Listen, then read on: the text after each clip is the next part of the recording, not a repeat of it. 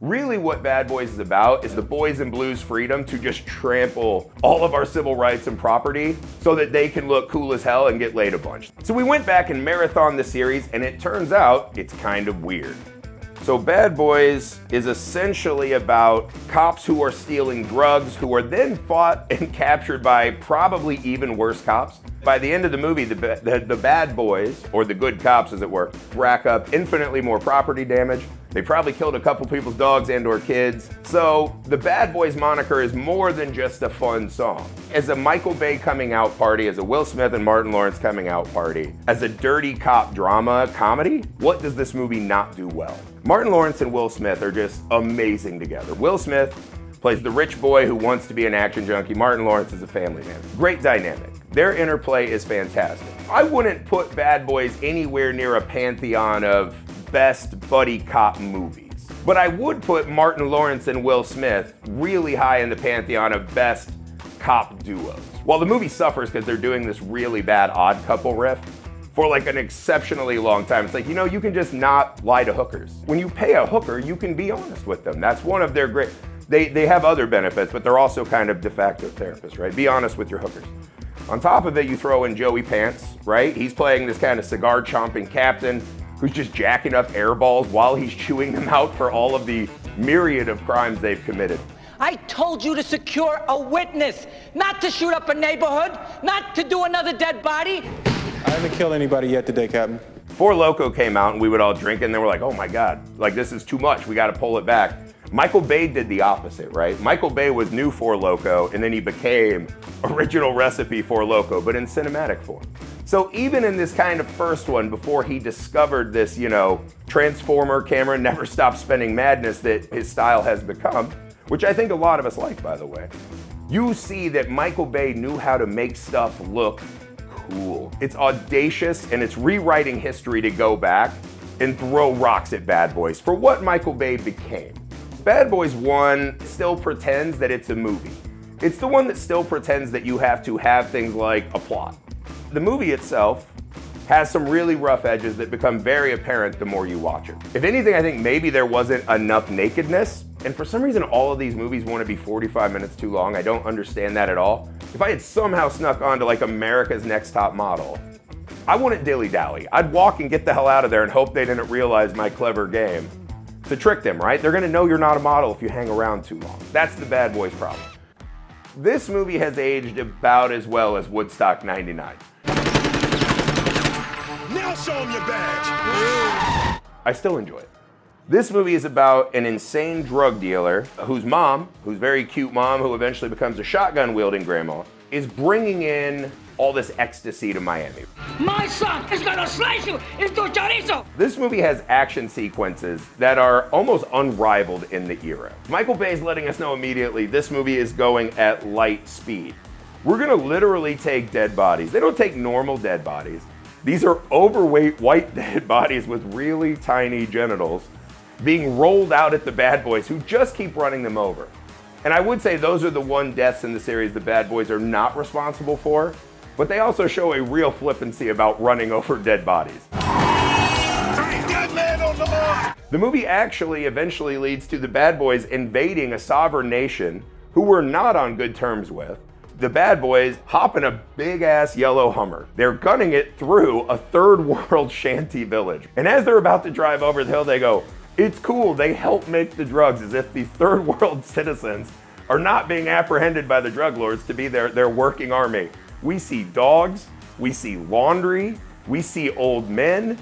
The last thing we see as they rip through the village is a kid out there just shooting jump shots with his dad, who almost gets run down by the Hummer.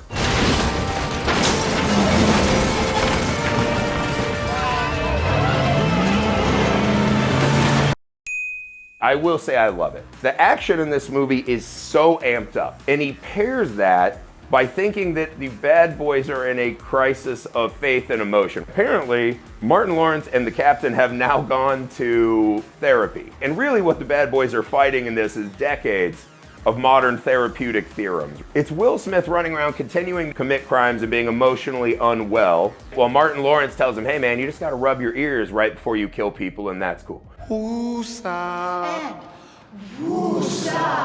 So So him and the captain are fighting for Freud. Will Smith is kind of shooting bullets at Freud. And at the end, they all shoot Freud and laugh about it while they have cigars. This movie hates anyone who's trying to better themselves. This movie hates any cop who doesn't want to wantonly commit crime.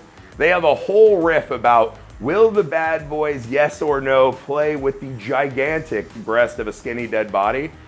And we, the audience, are like, I wouldn't take that bet. So there's a lot of things that don't mesh together super well in Bad Boys 2. And I also think it's wild to assume this is not the best movie in the franchise. This is the best the franchise ever got, and it was the last one Michael Bay did, which I think you will see as you get to part 3. You lose that Michael Bay magic. Whatever it is, there's something he does that is not present in the next Bad Boys movie, and I think you have to retroactively give Bad Boys 2 more points for that. Bad Boys for Life is starting to feel like a threat. Like we're just going to have to watch Bad Boys movies forever. This one has the let's do it, a mysterious Mike Lowry backstory. That Mike Lowry was once going to quit being a cop, which thousands of mourning Miami families would have been celebrating, right? The plot of the movie essentially is a lady calling her son and being like, don't kill Mike yet. And he's like, but I want to. And it's like, don't do it. And then halfway through, Mike Lowry's like, oh my God. He's a psychopath. I think he's my kid. You're like, what? He's the right age. He's crazy like me. He's ruthless like me. He's fearless like me. He's the up me. The biggest mistake this movie makes is it shows us a better reality where the bad boys could be good men and they are never up to the challenge. The movie doubling down and saying, now we're gonna put them on a squad called Ammo that uses rubber bullets and technology and says, hey, we can't just go in and shoot people, or hey, you know what helps make cases? And Mike Lowry goes, what's a case? We just kill everyone. They're like, no, a case is where you catch a criminal alive and you question them and present evidence to peers and you go to court like in Matlock. And Mike Lowry's like, what? That's insane. And it's watching the bad boys try to convince a modern police department that no, you should just murder everyone with bullets. I found the plot of this film to be insulting, if I'm being frank. Just give me the scooter chase, right? They do like a little pod racing scene where Martin Lawrence is like, ah, and physics don't matter, and traffic doesn't matter, and shot geography doesn't matter. It's just cool. You know what? Bad boys of the Bible, baby. Exactly. Amen. Amen. But I do think it's the worst of the Bad Boys movies. It lost the Michael Bay magic. If you grew up like me and your parents had to buy groceries at Aldi's and they said, hey, Fruity O's are as good as Fruit Loops, you know that pain. That was not as good. Like there's a shot early in the movie, right, where a Molotov cocktail hits a car. And it is clearly a cutaway to a safe space, but it's one of those moments where you're like, that doesn't look as cool as Michael Bay would have made it. And there are just moments like that all over this movie where you see a Michael Bay riff that is not Michael Bay. Martin Lawrence's sad face that just could not care less, that was my soul as I saw the trailer for the new Bad Boys, and especially because I knew I'd be there. I'm gonna go watch it and I'm probably gonna like it enough to see Bad Boys 5 and 6 and 7, and that hurts me. This franchise is going to be 30 years old, and that if Will Smith just could control his temper like my kindergarten age son, we might not ever have come back to these. Rewatching these movies post-slap is insane. In a time when he was fighting the Fresh Prince and the corniest rap career ever, Mike Lowry felt like the character. Now Will Smith is trapped in a prison of Mike Lowry where he cannot grow or learn lessons. So if the villain of this movie, let's just say that there's a Hollywood actor, maybe he's got a wife who's running around town, and he all of a sudden says, the way I'll fix it is a ton of drug dealing. And then Marcus and Mike go fight him, but he's really good at slapping people from all of his years of stagecraft, right? And we turn it into this meta, Mike versus Will. Jada is like the Bruja. Now that could be a movie worth watching. We're soulmates. Nah, I saw my soulmate looking different than that. We all have that buddy that you're like, your wife says you can't go out with them alone, but when you do, it's very memorable. That's what Bad Boys is. And Michael Bay set the tone with great action.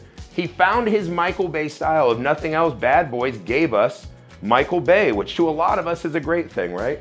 These guys were no longer TV stars. These were movie stars when Michael Bay was done with them. This feels like the last of a generation that is standing. I think, is it better to burn out or fade away? I think somehow Bad Boys is burning out and fading away simultaneously. It's become this very sad time machine that is shuttling us through our own lives. So I don't know that I would say I'm excited for Bad Boys to continue being a franchise, but you do have to bow and give them the credit for continuing to survive as long as they have.